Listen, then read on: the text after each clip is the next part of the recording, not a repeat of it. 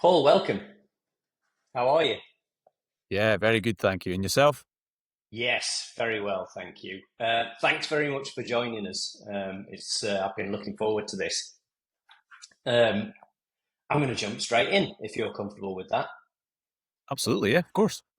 So, a little bit about your career journey, if I could. You transitioned from performance roles at GB Snowsport to become World Boccia's first CEO in 2022. Is that right? Yes, October 2022. Yeah, So, like 3 years ish now. yeah, give or take. It's So flown just in. yeah, yeah, you're too right. So just kind of unpack what motivated that move from performance into being a CEO, and what how did your previous experiences prepare you for what you're doing now? Yeah, so I mean, first off, I loved my time at GB Snow Sport. I ended up there, because I used to race a long time ago, and I've been involved in that sport pretty much my entire life from skiing age 4 or whatever it was up in Glencoe. So, the first takeaway is that was a great privilege to work there and to work with the athletes and the coaches and the board and a fabulous experience and a learning experience for me. The reason for the or reasons for the transition was, in Olympic and Paralympic sport, particularly at the sharp end on the performance side. There's you go through periods of flux in organizations like that, mostly driven by funding or lack thereof or uncertainty. And GB Snowsport was going through, yeah, we'll say a period of flux, of change. There was a few redundancies ongoing. Um, and I think uncertainty actually was probably the key driver. And I was trying to guide some of my colleagues through that redundancy process and help them, try and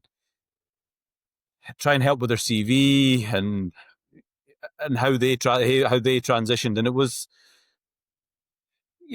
probably a little bit of unpleasant experience in certain ways. When you see friends transition out of an organization, people who've become friends over time, that's a challenge. And in helping them through that process, it was actually my wife said to me, and she could tell that I wasn't as happy, as content as I perhaps once was in the role. And she said, "Well, should you not be looking as well?" And I was like, well, maybe." And it just so happened that it was a Friday afternoon. Um, I think it was by email. I think, um, ironically, but from UK Sport, I think, from memory, highlighting a role at World Boccia, and Okay.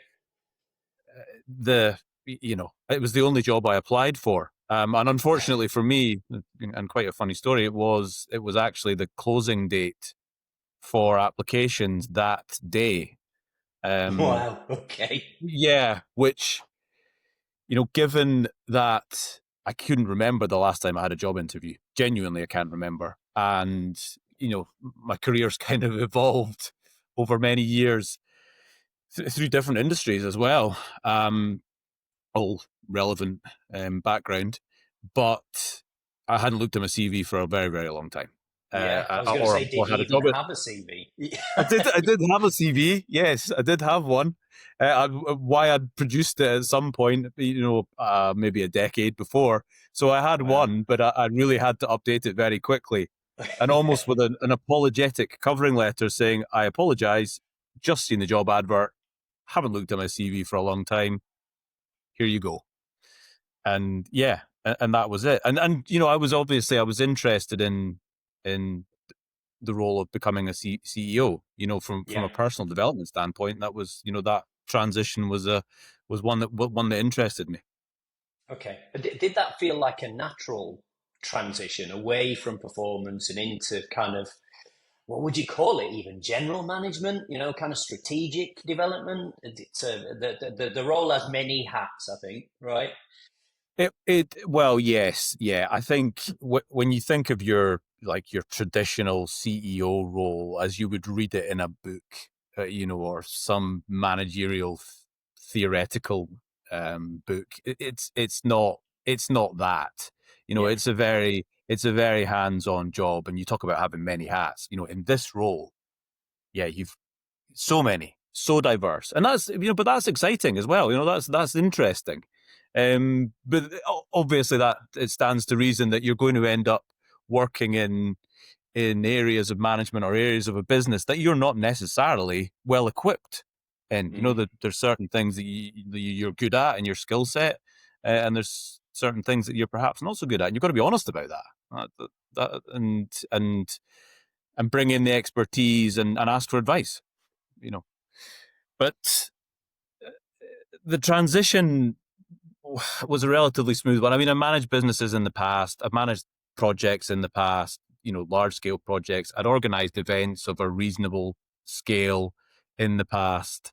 So, my role at GB Snowsport wasn't purely performance. There was an international relations aspect to that. With the International Ski Federation, so I had that. There was board work as well. I'd been on the board for 6 years, so there was a lot of experience within that was out with purely the performance side. Okay. So did you feel like you needed to be a quick study in certain areas, and then kind of you were slotting straight in others? Is that fair to say? I'll tell you what helped. What helped a great deal was the role as described in the advert. Yes, it's a CEO role, but it's our first CEO we've ever had. And we're building as an organization. We've got a good foundation. We've developed this strategic plan. At that stage, yeah, I think they had just sort of been published, the strategic plan, through to 2028, and there was a really strong foundation. They were looking for somebody with a sport background, which sure I definitely had, but also interesting. They were looking for someone with an entrepreneurial background who'd perhaps run their own business. When maybe you don't. Maybe you don't look at job adverts. I'm sure you've written plenty, but when you look at something and you say, "Wow, that actually really could have been written for me," which was helpful. And then the president at the time, David Hadfield, and the whole thing happened very, very quickly. I was offered an interview. I did the interview. They offered me the job that day, which the whole thing Incredible. just really did happen very quickly. But what David did which was, a managerial masterstroke, I would say, but it was very unusual. I don't think many would do this. He actually invited me to his home for basically what was a long weekend to just, to go through Boccia and not almost do a handover, because he had really fulfilled that CEO role as a volunteer. And he had vast experience, yes, in sport, but also in business through his time. So that was a really good, introduction to the sport and helped me a great deal in that transition. That makes sense. Yeah, and that sounds very David. Sounds like something you would definitely do. Yeah, for sure. And like I say, unusual, but really effective. Certainly for me. But to actually go and stay in somebody's house, and have dinner with him and him and his wife, when I don't know the guy. Yeah. I've only done a job interview with him. Yeah, it's possibly the world's longest job interview. But yeah. So I mean, kind of, I'm assuming you were drawn to boccia, the parasport boccia. That there were kind of, you were attracted to it kind of anyway. You say that you fitted the role, kind of like how did that, how did you feel it fitted? So, so what happened within GB Snowsport, which was my real introduction to Paralympic sport, was GB Snowsport took over the para snow sports. So that's alpine, Nordic, and snowboard. Now, my background was in alpine skiing, although latterly I was involved, being a member of the board and senior leadership team, was involved across all disciplines, but certainly alpine is my core sport. So I Mm. ended up working a great deal in that transition and thereafter with alpine, the para alpine team. And then that culminated in going to Beijing as the team leader for Alpine, Right. which was a great experience, an interesting Yeah. experience during COVID. We could fill an entire program just with that. But that was my real introduction to the nuts and bolts management of Paralympic sport. And I really enjoy it, and I still do. I'm still involved in ski racing Of when I course. can as an official, as a technical official, which is great. And that helps, I think, from a management perspective, from a leadership perspective, because you've got a grounding in volunteering, you've got a grounding in event management. You've worked with lots of different groups of people, and that all helps. It's all part of the mix when it comes to leading a team. Absolutely. Yeah. Yeah. So I'm assuming you kind of experience things like kind of classifications and so some of the complexities around parasport. Is that right? Some of, but from a distance, yeah. Okay. Yeah. I think, and more specifically with boccia, I was aware of boccia. I knew what boccia was, which is always a good start. Um, Another interesting David story directly on that, which I didn't realize until I was at David's house and we were sitting having dinner one evening, was about a decade ago, maybe longer. I did the UK Sport International Leadership Program, and Okay. that Yeah. and which I found really worthwhile, really valuable, and it spread over about 9 months, and you go, I think, 3 or 4 different times. We went to a location, and then leaders from IFs or from NGBs were brought in to to, to give their experience. Mm. And one of those was David Hadfield, which I'd completely forgotten about. But I just saw him when we were sitting having dinner one night. I said to him, David, did you ever do ILP? Because someone from Boccia came when I did it back, maybe 2014, 2015. And he was, oh, yeah, I think I did. So So you'd we'd got some actually we'd previous actually together, met but before. Yeah. wow. So I knew what boccia was. I'd had a David Hadfield introduction to it, unbeknownst to us both until that moment. But I didn't know a great deal about the sport beyond that. And certainly, and actually, summer sport from a management perspective, my experience was very much snow sport. Yeah, absolutely. Some contrast. Um, I want to dig a little bit into your leadership style, if I can, and your inspirations. So, as we've discussed, you led a high performance you led high performance teams in snow sport, and now you are running a global federation. How would you describe your leadership philosophy now that you're in post? Kind of, what do you draw on? There are, for me, there's a great number of parallels, between coaching a team, managing an event, um, and at the heart of it all, for me, is people, Okay. and it's the management of people, and certainly there's an element of leading by example.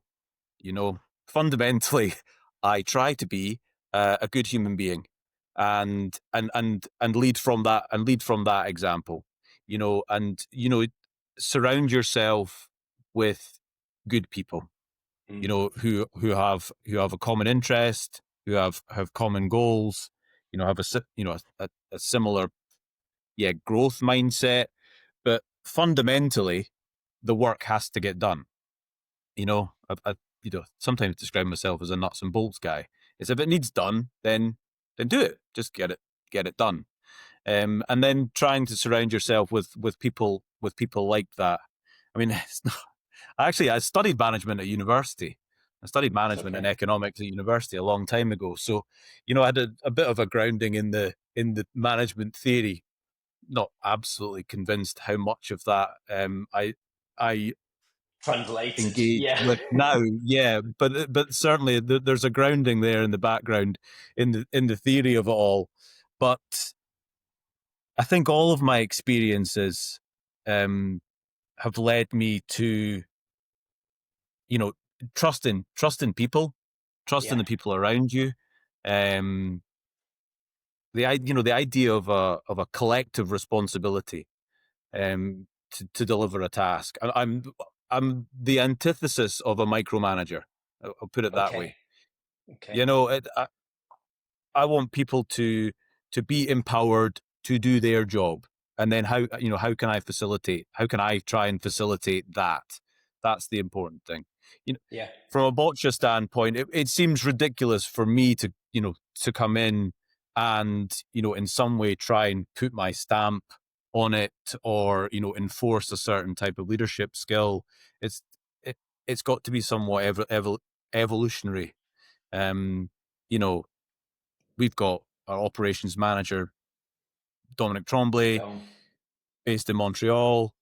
There's nothing that guy doesn't know about boccia. I'm not going to tell him about boccia, you know?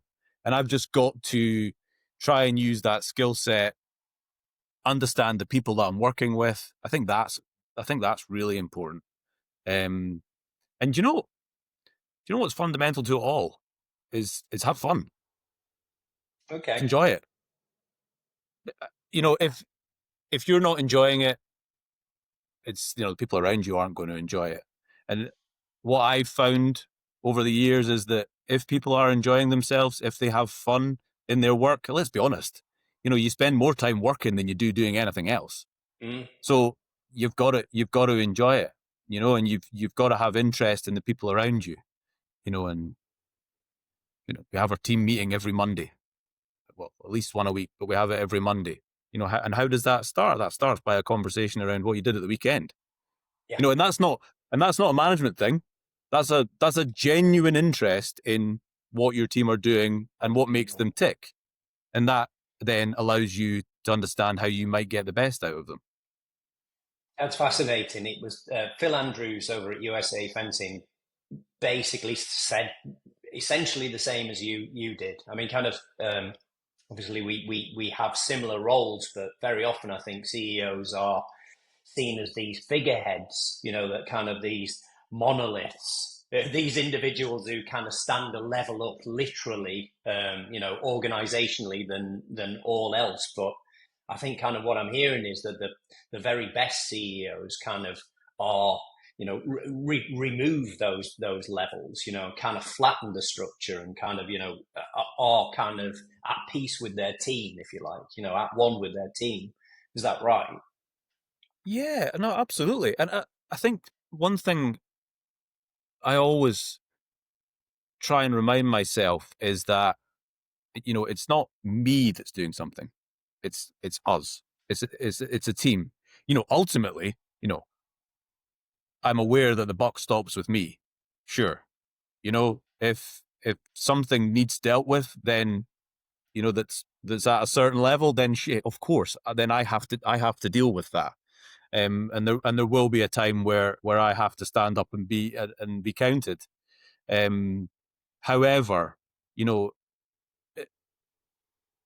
and it's in simple terms, you're sending out a document to the membership.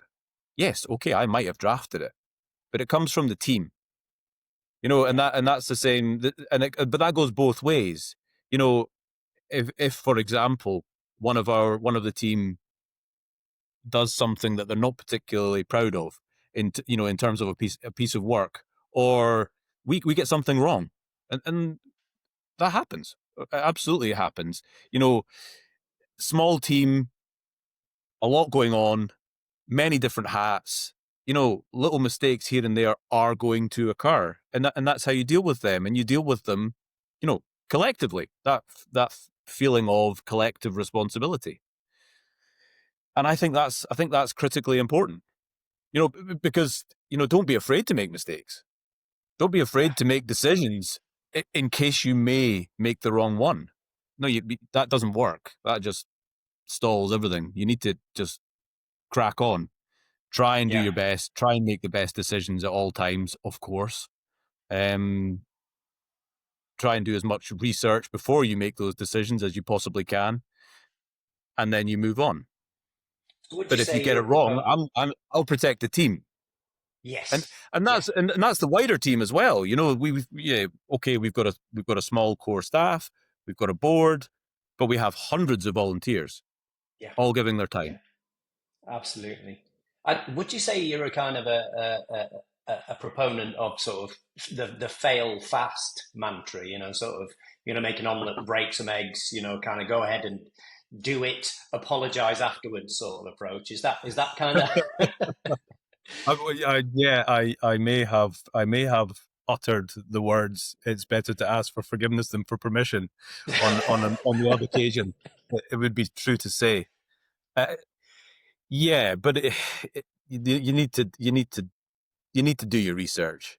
You yeah, know, it's certainly not. Yeah, there's a balance between just firing your guns off all over the place, and not doing anything, and it's finding that balance. And again, that's where it comes down to the team: is surrounding yourself by people who with people who know what they're doing, and mm, and if you know if you have to develop a project or move in a direction that you don't fully understand, then we'll bring in the expertise if you can, you know, within the financial constraints of a a relatively small Paralympic IF.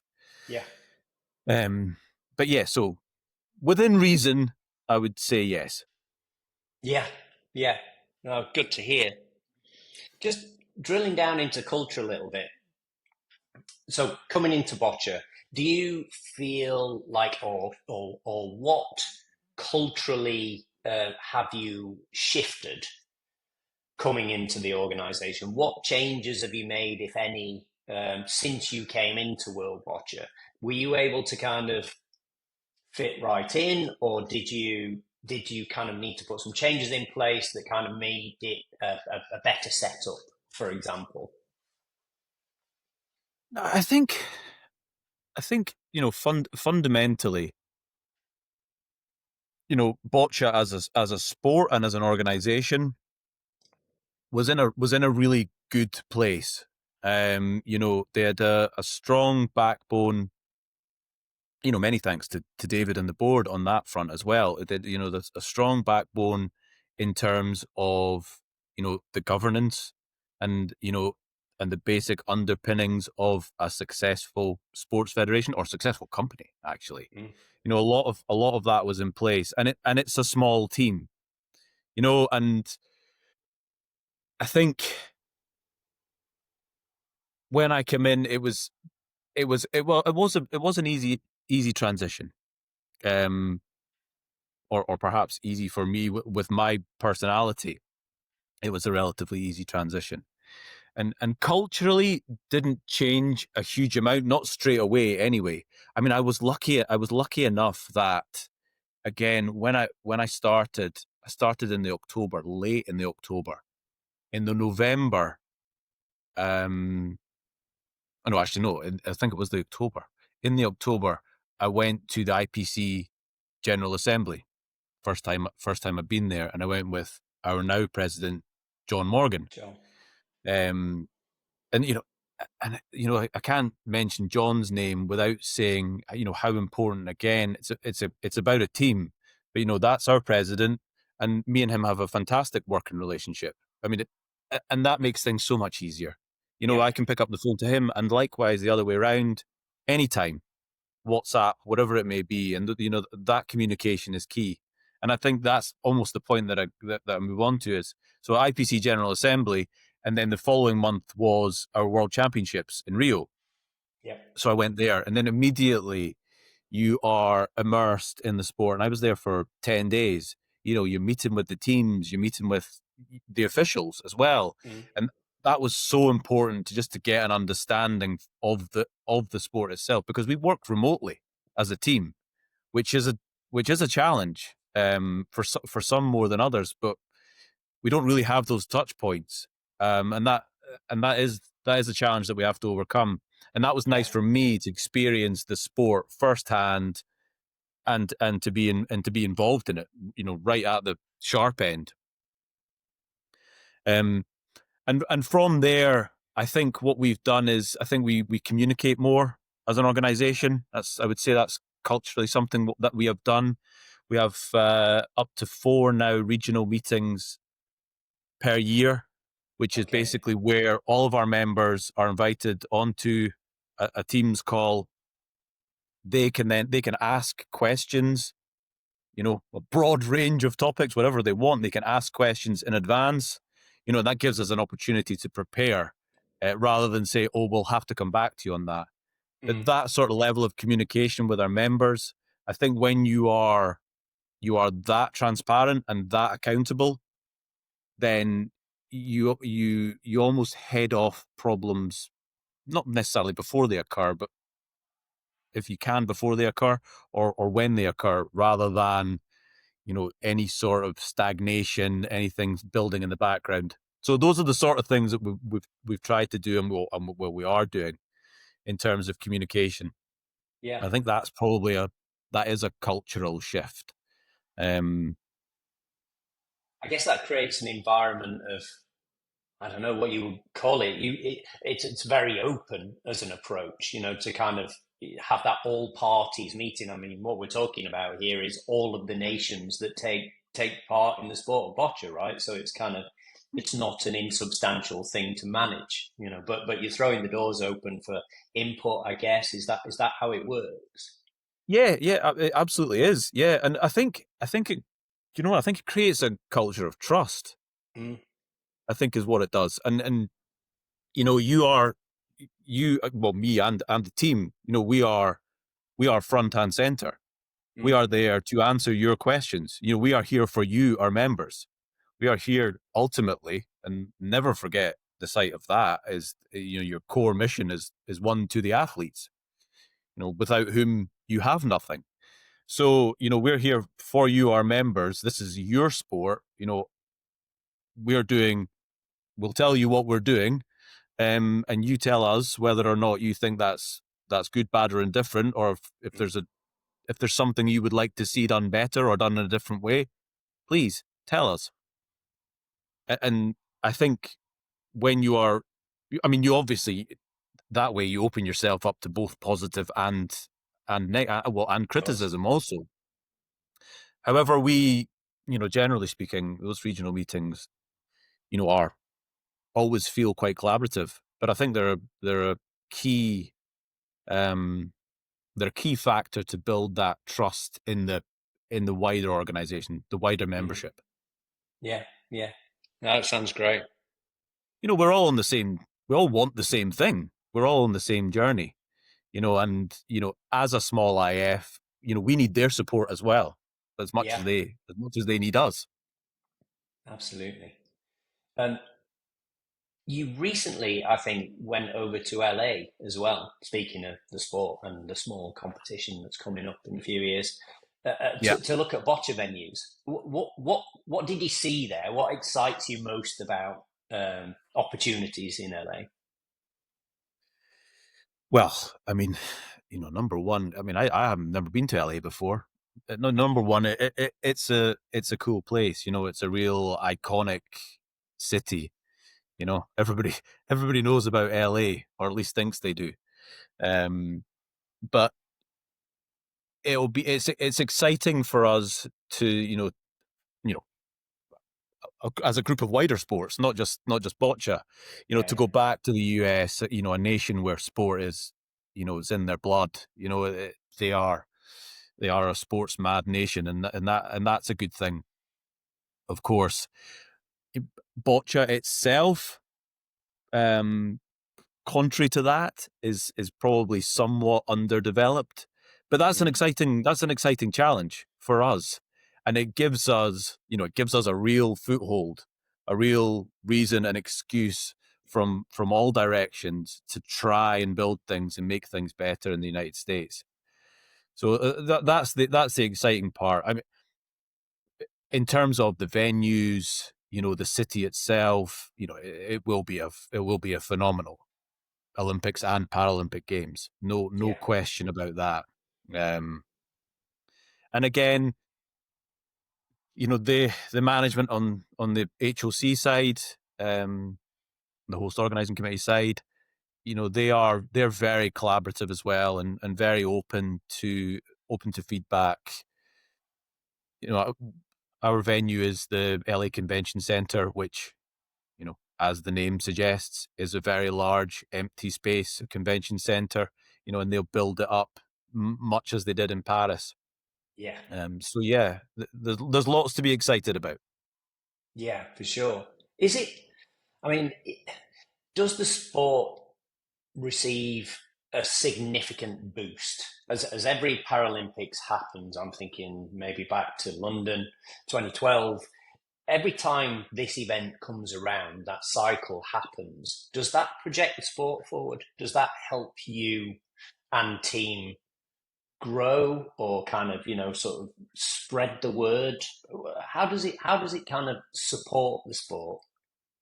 Yeah, I mean, definitely. I think it puts it's a fantastic spotlight. Yeah, They do a very good job. And Paris was no exception. Real iconic venues, and it was certainly from the Boccia side was a fantastically organised event, and really very very limited concerns from our side. But it does, of course, put a spotlight on the sport.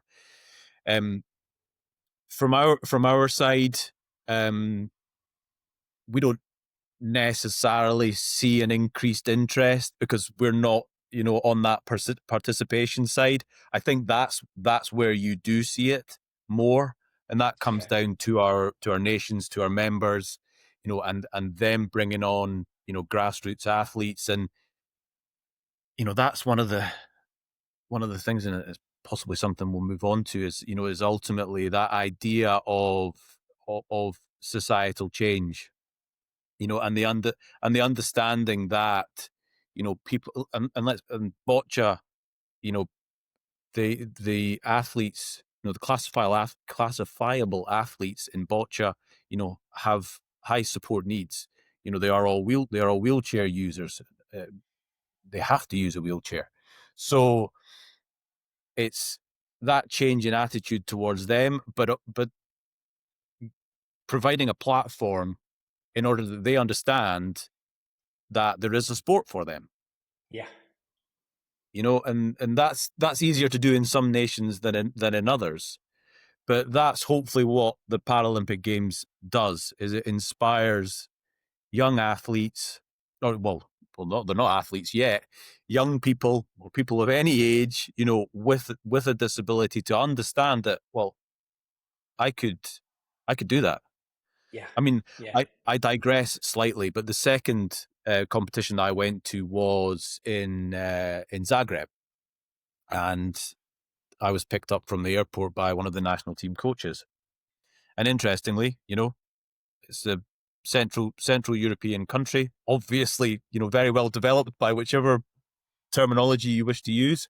mm, And he described how three or four of the athletes within his team, he had actually met them in the street with their parents, or with their carer or their assistant or whoever they were with, and actually said, "Do you know that there is a sport there, boccia, that you could come and play? And if you're interested, we've got a session going here.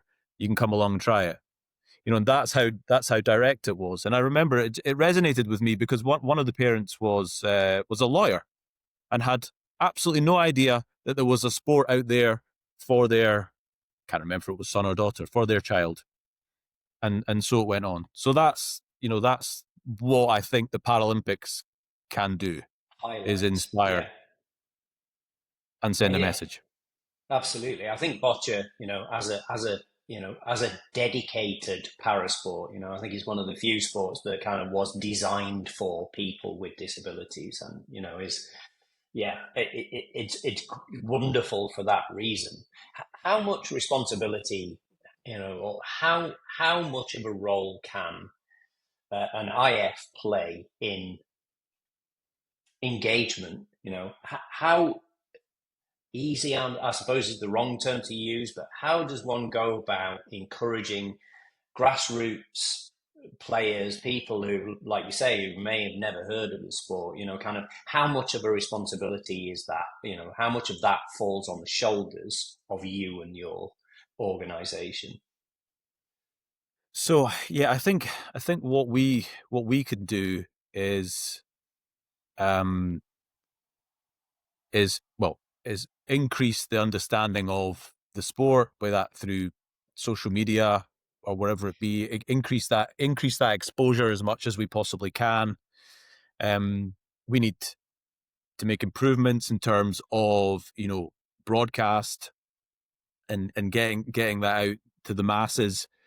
What what we certainly can and do as an IF is education. Now, Okay. not athlete education necessarily, but coach development is important, and that's almost like a precursor to a nation then having qualified coaches, being able to run programs. Then we train their ITOs, be that referees, classifiers. They can then go through the classification process. They've got nationally classified athletes. They can then run national competitions because we can train their referees. Mm. And so it builds, and that obviously takes a little bit of time. But that's the sort of journey that we see, new developing nations, developing in boccia terms, developing nations building, and then becoming members of World Boccia, and ultimately competing in our competitions, and hopefully with a view to getting to World Championships, Paralympic Games, and so on. So I think the way that we can directly influence it is by training the staff that wrap around these young athletes, and Yeah, and and building that competence and enabling them to run their own competitions and develop their own programs. I think that's our role. absolutely. And I'm guessing that there's the opportunity for athletes, for nations is huge because the sport needs an influx of new talent. The sport is kind of continually improving. Is that fair to say that kind of the standard is continually leveling up?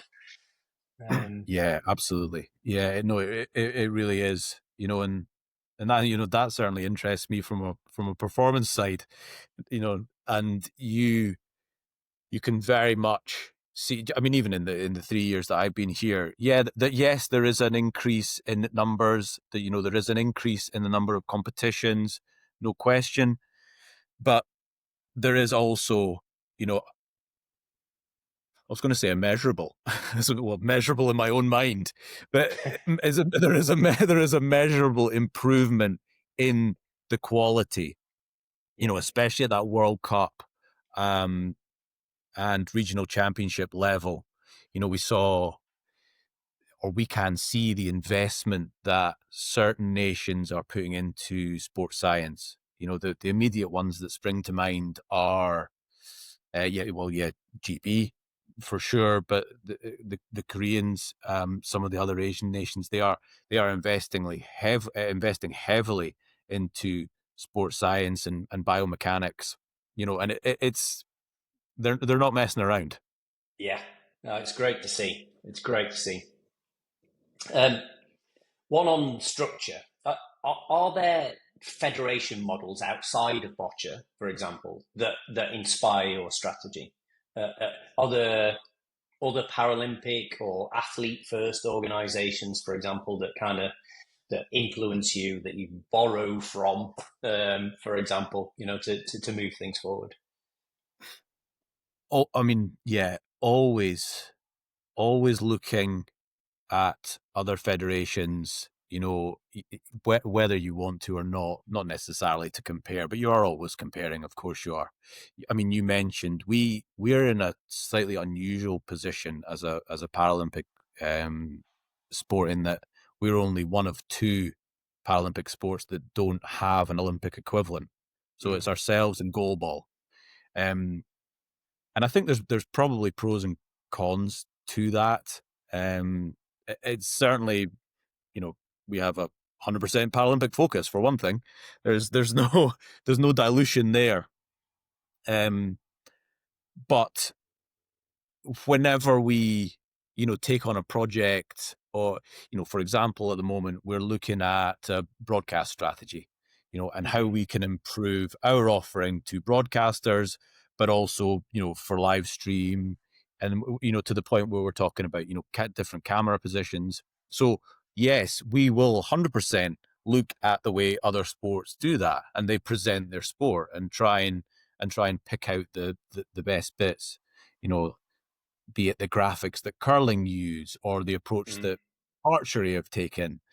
So definitely, I mean, whether they know it or not, we are we are definitely looking. You're watching. You know, and one of the things that I think is really important, and is going to be more important as we move on, is yes, looking to other federations, and seeing what they're doing and what they're doing better, but it's also collaboration, Okay. with other IFs. We have a very good relationship with World Wheelchair Rugby, for example, and through our membership of APSO, and that's basically a group of Paralympic IFs.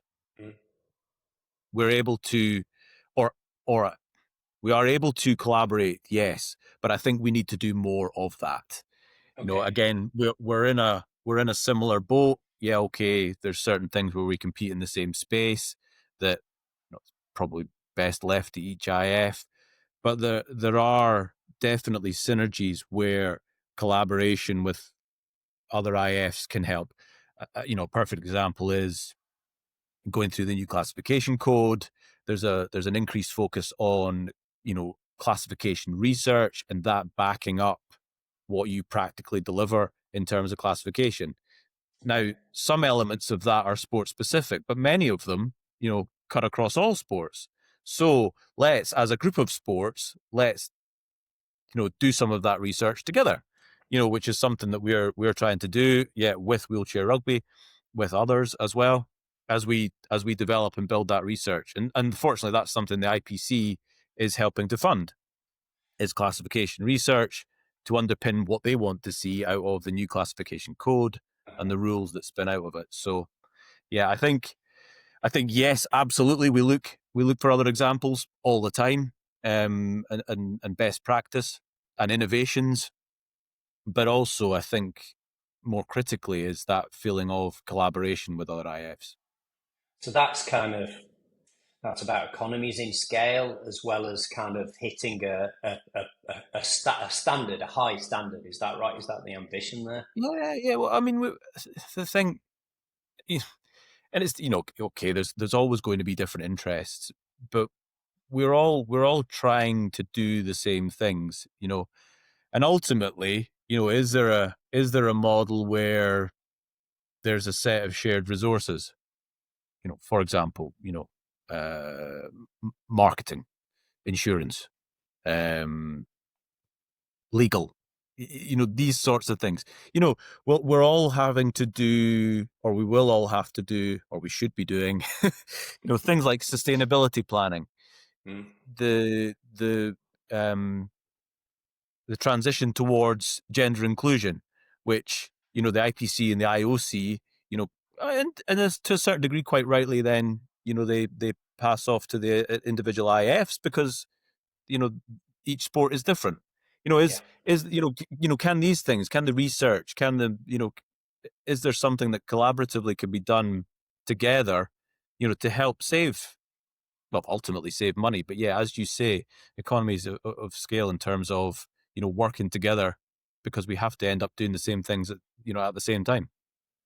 absolutely. That's maybe a bit of a dream, but I'm seeing it happen already, maybe in pockets.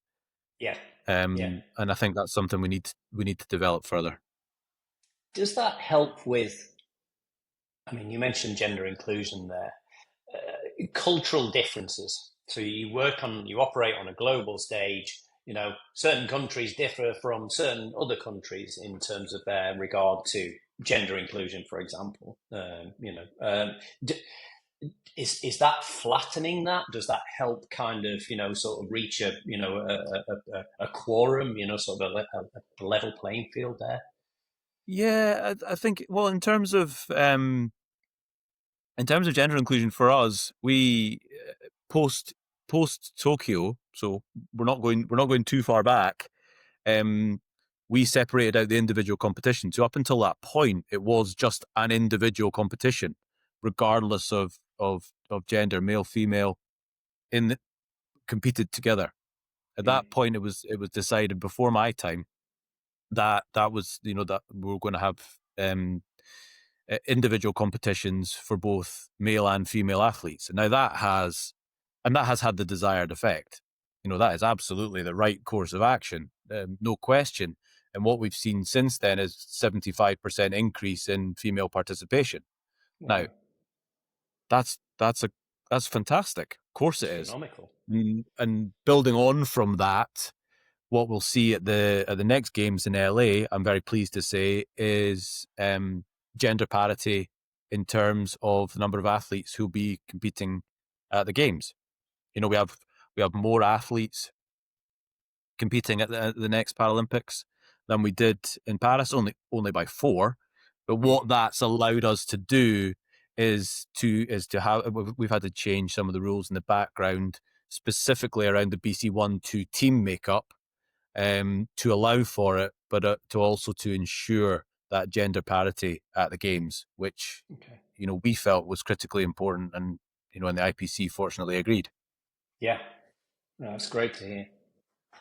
Um, okay, so achievement and impact. So since you took took the role, what would you say are World Boccia's most significant milestones in profile participation or governance?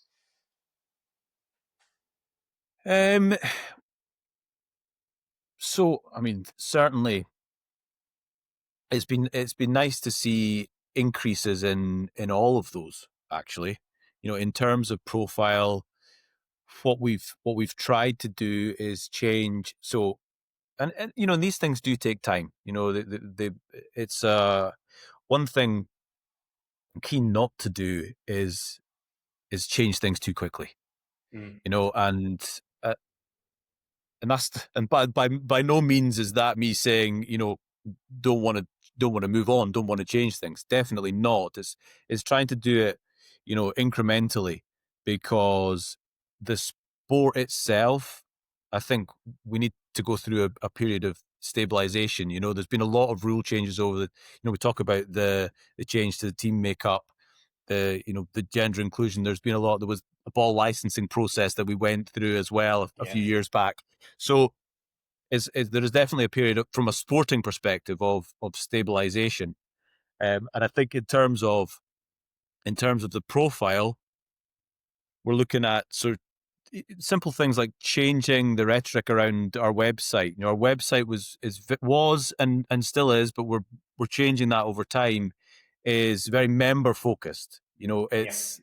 yeah, It's where you go to, as a member, to access the world ranking, the information around the rules and all those things, and that, of course, that has to be maintained because that's critically important, clearly. But in terms of what's on the homepage, for example, in the storytelling, it's more athlete focused than it perhaps was before. And we've brought in, one thing we've been able to do is bring in Graham Thomas, who's a well-known journalist in the UK, worked for BBC and does a lot of work for Sky and mm, various sports. Does a lot of work with football, rugby, but he's been a great influence on us in terms of having that independence to come and say, well, this is what we need to do. This is the direction we need to go in terms of focusing on, and this is journalistically focusing on what is your core, and that is your athletes. Your athletes are the stars. Let's make them the rock stars of the sport that they deserve to mm, be, and let's build from there. And tell the stories of the athletes, their successes. And so from a profile standpoint, that's certainly something we've tried to do. build our social media presence through our broadcasting plan, as well as is to be able to strip out things like, highlight packages, shots of the day, and always have that ticket, because we have a lot of competitions. This year we have 18 competitions, which is Yeah. 50% more than we've ever had before. Yeah. Now that brings a lot of stress, but it also, it brings a lot of content as well that we need to try and share. And with a small team, that's just another hat that somebody has to wear, and that's somewhere where I think we need to develop as well, as to have more competence, and more manpower in that particular area, because that's where we'll ultimately grow the sport. And then, participation was the second one, I think. Yes. And yeah, we are seeing, and we have seen, it's I think it was the IPC described it as the fastest growing Paralympic sport, and we certainly see that. And when you go from, it wasn't that long ago, it was in our memory, probably just prior to the transition to World Boccia in 2012. They were running one or two competitions a cycle, Yeah. you Yeah. know, and now we're talking about 18 competitions a year. So the you can't do that unless you've got the athletes to populate those events, which is certainly something that we've seen. 18 competitions this year, in the first year of a cycle. In other sports I've been involved in, or studied, you see a real drop off in the first year of the cycle, because it's a Okay. long time to go to this. It's a long time to go to the next games. The funding isn't there. So that's a quiet year, and for us, I mean, quite the opposite. So that's Mm. really encouraging to see. With hindsight, there's probably a conversation around, is 18 competitions the right number, or is it perhaps too many? Does that dilute things a little bit? Okay, we can have that conversation. Next year, we move back to a more standard structure of 8 challengers, 4 World Cups, plus our World Championships. So, we're back into a sort of more normal, shall we say, cycle this year. We've got multiple youth events, multi-sport events, or regional championships. That's why that number is a little bit higher. So high. Yeah.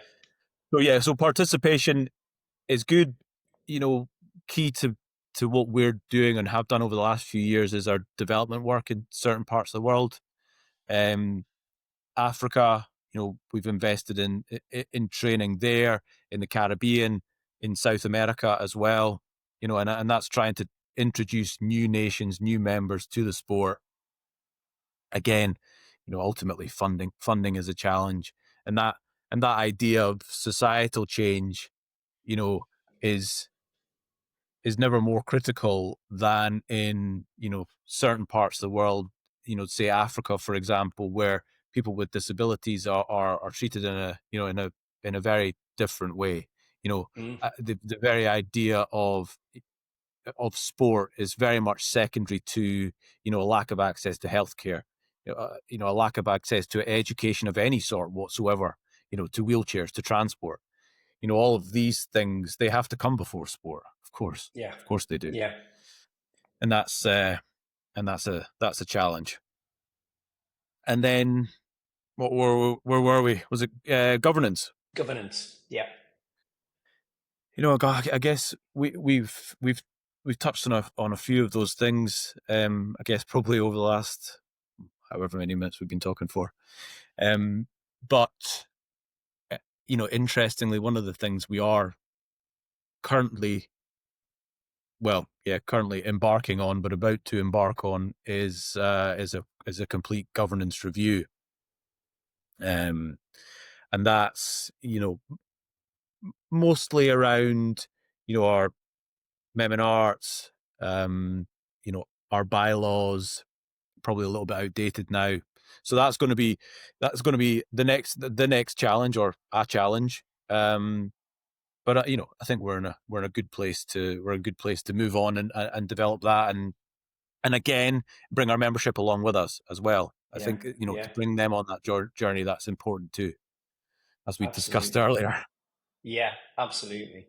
I mean, I think it's I've we've spoken about this before. A personal bugbear around kind of the way that, well, international federations and NGB very often present themselves. I think so. Kind of, just to speak of your um, profile and participation elements, kind of reframing the offer on the website, for example, I think is um, commendable.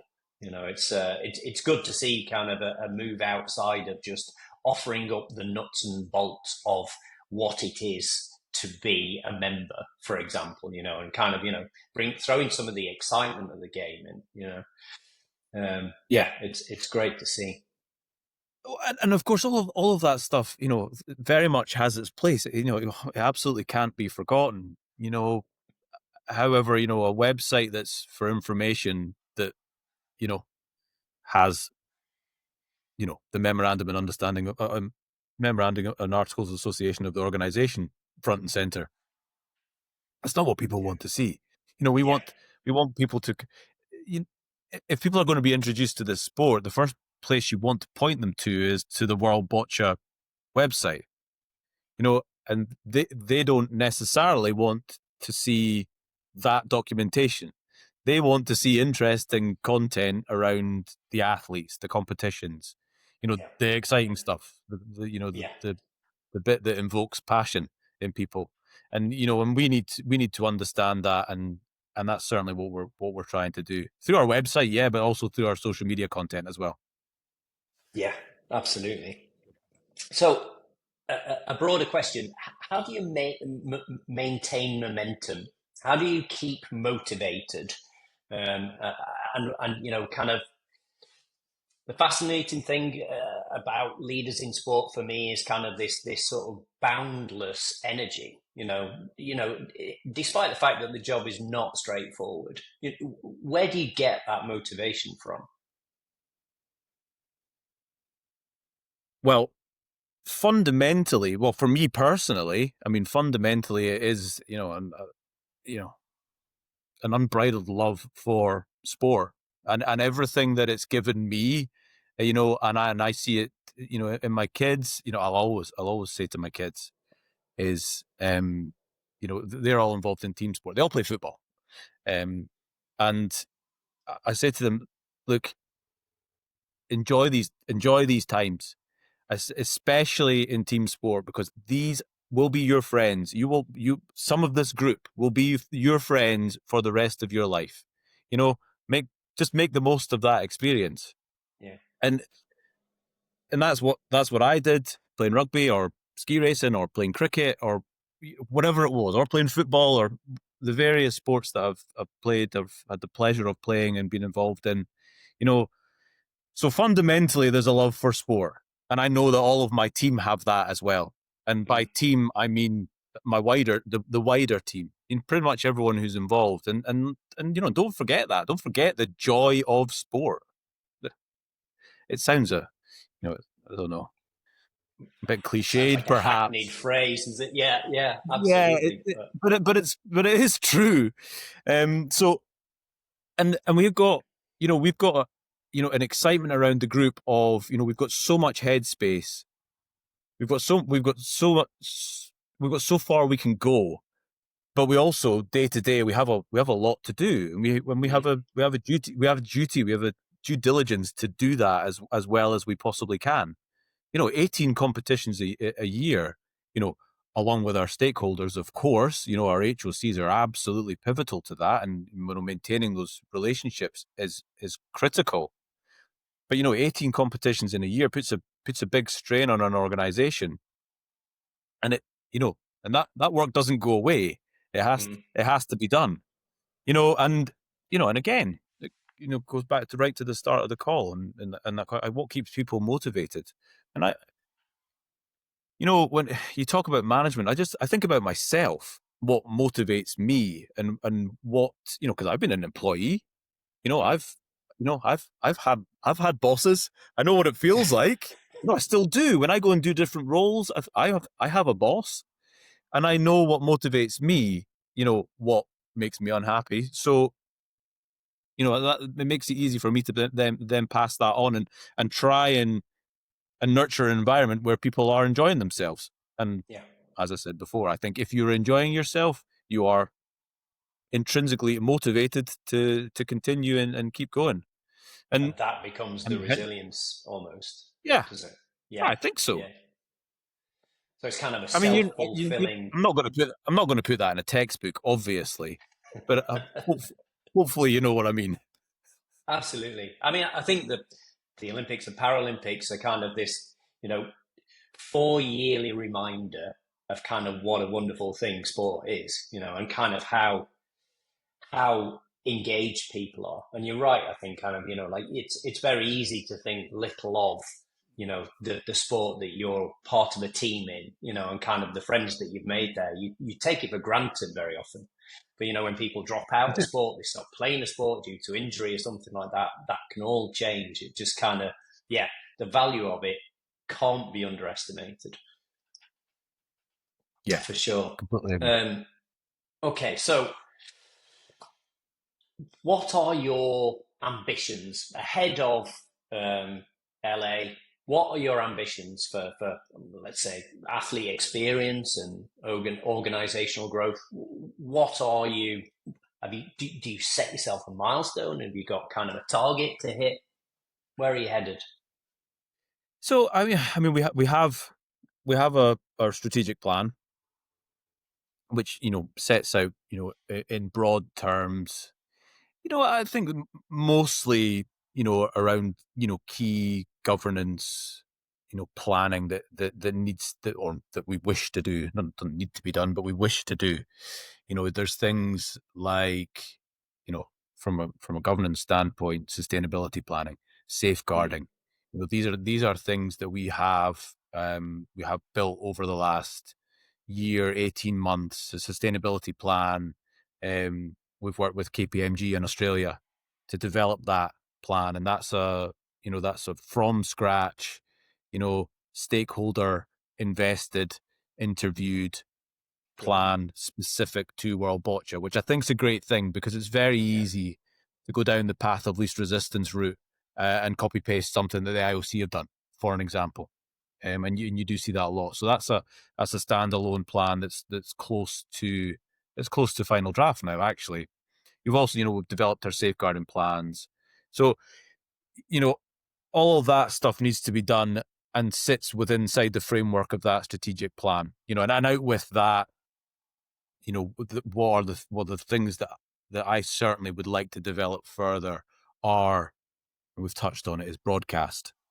mm, I'd like to see, and again, this needs to be done, incrementally, but I'd like to see, because, broadcast already happens, but it's around trying to standardize that, and standardize the product and the output that then we put on our social media, and, and that we, and exactly how we, expose ourselves to the public, and what they and how they consume it. All of that side of things I would like to develop. Um, and then introduce it to more HOCs with any of these sorts of developments. And perhaps bring on someone that can manage our social media. That would be mm. that would be an interesting A plus. Yeah, move. Um, what sits behind that is commercial. Is mm, us growing up commercially as an organization. We have a great product. I have no qualms about that. We really do. yeah, But it's developing a commercial strategy, and a commercial deck to then see if we can bring in more sponsorship, and that's purely going to be in order for us to fund things like an increase in the broadcast, um, development work yeah. in, be that Africa or the Caribbean, um, uh, the Pacific Islands, South America, certain parts of South America. Then so be it. And that's Mm. what I would like to see, us focus on, in terms of developmentation over the next couple of years, Awesome. prior to LA and after. Yeah, and after, yeah, yeah. Um, Thanks, Paul. I want to move into a quick fire round as we wrap up this session. You up for that? Go for it. Okay. Number one, share a favorite leadership mantra or quote that guides you. Interestingly, I don't know if you've ever heard of a guy called Jordan Peterson. He's a Canadian psychologist. I think I New think to he can me. be a little bit controversial from time to time. But I thought of it earlier on when you were talking about leadership style, and he speaks. One of the things I heard him say the other day was that the good managers make themselves irrelevant as quickly as possible. Which, when you take it as a statement, you think, well, not sure that's smart. Yeah. but, Just but what he make what yourself he redundant. fundament but what yeah exactly but what he fundamentally means is, something. It's like what we touched on earlier on, is surrounding yourself with good people, you know and having them in key parts of the organization, fulfilling a role that then frees you as a manager up to do other things. Yeah. And that's what he said. But that's not that just kind of reminded me of that when you say leadership mantra. But there's no way of answering this question without sounding cliched, but it would be around something like leadership. One I've heard is leadership is not about wielding authority; it's empowering others. And Yeah. I think those are the sort of things that I resonate with, because I agree with it. It's about nurturing relationships, yeah, and empowering other people to do their job, and not be scared to make decisions. Yeah. Perfect. Um, where do you turn for inspiration outside of sport? Yeah, good question. I don't. I certainly. I'm not a reader of management textbooks. Philosophy, Well, not or since, yeah.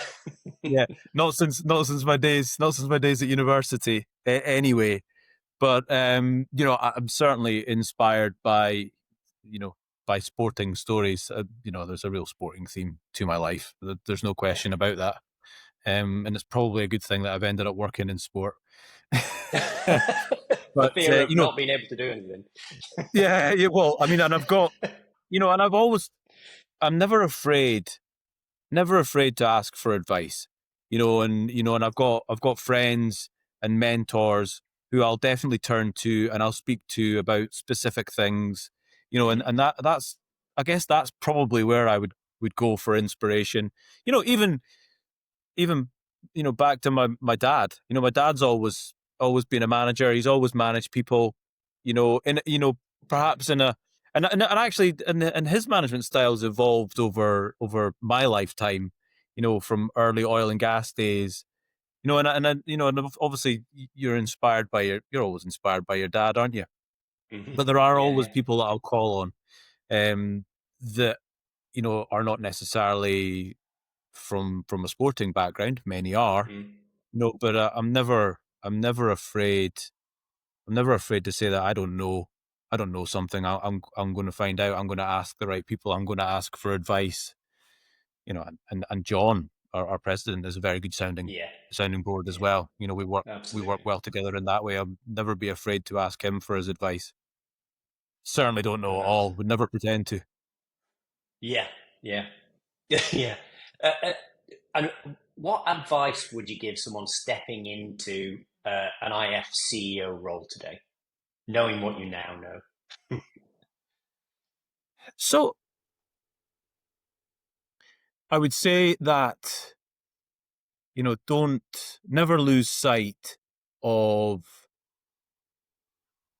of the goal of the ultimate end user, who is the athlete. you know be athlete focused, as much as you can be, although you know you are slightly removed because you're not dealing directly with athletes. Mm. Everything that you do is to provide you know a pathway for athletes to move through, to ultimately get to the Paralympic Games. I mean, what do we fundamentally do? provide a safe and fair environment for athletes to compete. Yes, there's lots of stuff that underpins that, but fundamentally that's what we do. So you have to have the athlete at the core of that. And then I think critical is to ensure that you've got, a strong foundation, that the governance that underpins all of that is sound, and ethically and morally in the right direction. And, Yeah. and just, all of the things that we discussed earlier on right at the start is to just, be present, be accountable. Yeah. Oh, and of course, surround yourself with good people. Yeah. Absolutely. Love that. That's critical. Last one. For those following World Boccia, how can they stay engaged and support the sport's growth? It's not an insubstantial question, but yeah, an important one. Yeah, well, certainly stay engaged. I would definitely point them towards the website, more so now than ever before, because it is becoming a place where you can, consume interesting stories about boccia and boccia development. And again, thanks to Graham for that, because he has changed. He's turned the dial on that in terms of the quality of the pieces that are going out, and that's being picked up by the IPC and various other media outlets as well are running some of the stories that we're producing, and that's obviously That's huge. great. So Yeah. that's the first Yeah. place to go, and then That's obviously, worldboccia.com, right? yeah, Yeah. worldboccia.com, and then social medias, social media, yeah, Facebook, Instagram. I was just about to say Twitter, but it's not. It's X. Um, Yeah. I think everybody still calls it Twitter, but yeah, I think I officially. think they do. Yeah, I think they do. So yeah, so that's the obvious places. That's obvious places to go. And if you're you're an athlete wondering about it, there's at a national level, there's a lot going on. We're both British, so I know there's a lot going on in the UK, but sort of all Mm. around the world. I'd encourage people to get involved. In boccia, yes, at a Paralympic level, it's absolutely is for people with physical impairments. Sure, Mm. however, anybody can play boccia. Yeah. I mean, literally anyone can play boccia. I love playing boccia. Yeah, it's a great game. I've seen you I'm play terrible boccia, at it. Yes, terrible at it, but but it's still a a great game. yeah, but it's a fantastic game. Yeah, Yeah. get a set of balls and play in the garden. Because Yeah. that's it. I mean, all you actually need is a set of balls. You don't need to have a court, have Taraflex and all the rest of it like we do. Yeah. You Yeah. you you know you can genuinely play it anywhere. So I just encourage anyone to get involved, and yeah, it's a good game. Fabulous. Paul, thanks very much. This has been a lot of fun. Yeah, no, thank you, thank you. It's the first podcast I've ever done, Mark. So Hopefully not the last. Thoroughly well, enjoyed it. it might be. No, me too. Thank you so much. Cheers, Paul.